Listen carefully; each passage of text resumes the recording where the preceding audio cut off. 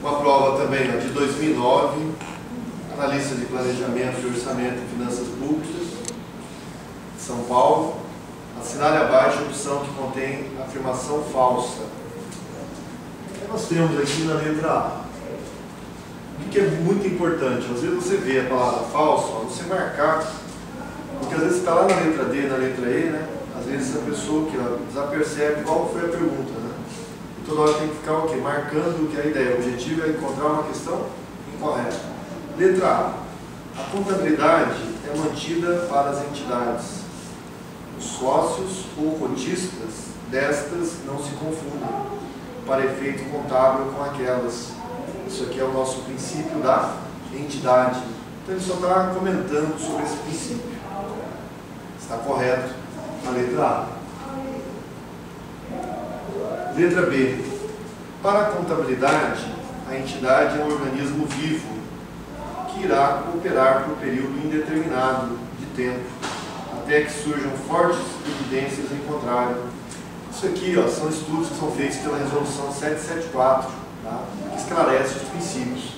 Então existe uma resolução 774/94 que ele afirma sobre esse posicionamento, sobre a continuidade da empresa, sobre essa condição de organismo vivo, tá? Então esse é um princípio que a gente chama de continuidade, tá? A empresa continua. Letra C. O custo de aquisição de um ativo ou dos insumos necessários para fabricá-lo e colocá-lo em condições de gerar benefícios para a entidade representa a base de valor para a contabilidade. O valor, a moeda corrente, isso é o estudo do registro pelo valor original. Então é um princípio também, ó. Então se você for fazer um estudo maior, você deveria o quê, ó? Buscar essa resolução 750/93, que trata dos princípios do Conselho Federal, conjugada com a 774, que vai fazer o quê? Um esclarecimento aos princípios, que eles chamam apêndice. Então, o próprio Conselho Federal de Contabilidade, né, tem, na maioria das apostilas nossas, tem todas de geral, né? Aí também dá para a pessoa capturar dentro do próprio site do Conselho Federal de Contabilidade, que é essa parte dos princípios. E essa resolução, que da onde o que? Ele vem pegando pontualmente, cada parte que ele achar importante, vou pegar uma parte do princípio da entidade, vou pegar uma parte do princípio da continuidade, vou pegar uma outra parte do registro pelo valor original. Aí ele vai pensando, logicamente, que você vai o quê? Vai ter às vezes, só em relação a todo esse assunto aqui, pelo menos depende do tamanho da letra, umas 20 páginas. Tá? Só que essas 20 páginas, se você souber fazer uma boa leitura dele, sempre caiu questão, falar exato, normalmente sempre tomou como base a primeira questão, princípios. A primeira questão sempre foi princípio. Então a pessoa já ia lá e falou, poxa, essa primeira questão está tranquila, desde que tenha lido o material sobre o assunto. Letra D. Os princípios fundamentais da Resolução 750/1993, apesar de servirem como orientação precisa para os procedimentos contábeis, não constituem condição de legitimidade das normas brasileiras de contabilidade. O erro aqui está no não, porque nessa resolução ele afirma que os princípios eles vão constituir condição de legitimidade das normas. Por isso que até na lei das SA ele manda dizer o seguinte: sendo uma lei contábil, a escrituração no artigo 177, deve-se seguir os princípios, mesmo sabendo que existem leis específicas. Você é obrigado a seguir os princípios contábeis, até pelo próprio Conselho Federal de Contabilidade. Então o que dá erro na questão é a negativa. Tá? Então já tenho que marcar aqui a letra D. Aí vamos analisar a letra E também. Entre conjuntos alternativos de avaliação para o patrimônio, igualmente válidos segundo os princípios fundamentais, a contabilidade escolherá o que apresentar o menor valor atual para o ativo e o maior valor para as obrigações. Então você avalia o ativo para menos e o passivo para mais.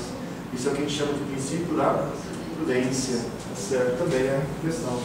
Muito bem elaborado. Tá? O problema é só o que? Muitas das pessoas só usam estudar muito a resolução 750. E essa aqui foi um estudo mais aprofundado que a 774. E hoje em dia existe um estudo mais aprofundado ainda, que é a deliberação 539/2009.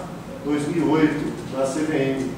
Também está na normatização, norma técnica 1 do Conselho Federal. São 110 itens para explicar o básico. Tá? O que são ativo, passivo, despesa, receita, patrimônio líquido, alguns pressupostos básicos.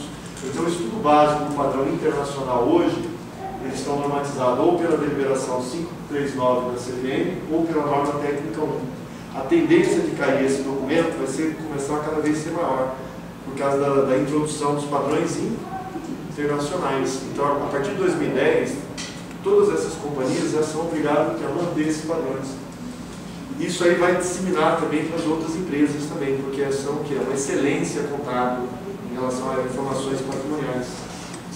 Então, dificilmente aqui, ó, vão ficar só estudando aqui, ó, essas questões aqui, ó, 93 e 94, 757, 74. Com o passar do tempo, ela vai começar o quê? Ó? A pessoa falou, isso aqui a gente já tem milhares de questões, nós vamos pegar um assunto longo sobre padrões internacionais. É a base da contabilidade também. Então, vamos falar sobre despesas, sobre receita, sobre dívidas, sobre bem, direito, sobre um assunto mais aprofundado. E aí o pessoal que não leu também esses 110 itens sobre esse assunto, que é uma estrutura básica, é como se falasse isso aqui, ó. Entender pelo menos a ideia. Você tem escrituração contábil. Se você tem uma escrituração contábil, você visa o quê? Ó? Elaborar os demonstrativos. Então, os demonstrativos, eles estão aqui, ó, na norma 3. Mas para que isso seja possível, você tem que saber como que é estruturado, tá? A estrutura para você ter toda uma ideia contábil de escrituração e para ter uma ideia de demonstrativos. Essa liga, ela é dada o quê? Ó, por esse documento. Então, se você não sabe esse documento, você não sabe. A essência prevalece sobre a forma.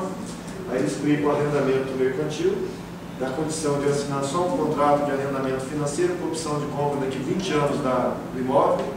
Devo ou não lançá-la no ativo? Devo.